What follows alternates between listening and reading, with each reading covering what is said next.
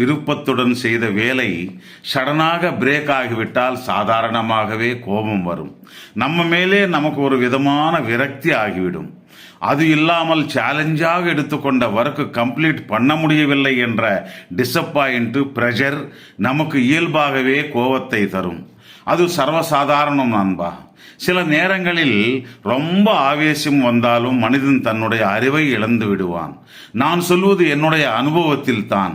அந்த ஆவேசமான கோபத்தில் நாம் யாருடன் பேசுகிறோம், என்ன பேசுகிறோம் என்பதும் மறந்து விடுவோம். அந்த ஆவேசத்தில் ஒரு கணம் அரக்கனாக மாறிவிடுவோம். சகஜம். எவ்வளவு கூலாக இருக்க நினைத்தாலும் முடியாது. நாம் 4 பேருக்கு நல்லது கெட்டது சொல்லும் வயதில் இருந்தாலும் நாம் அந்த கோபத்துக்கு பலியாகி விடுகிறோம்.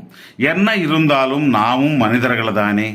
முனிவர்கள் கூட கோபத்தில் சாபங்கள் கொடுத்திருப்பது புராணங்களில் நாம் படித்திருக்கிறோம்.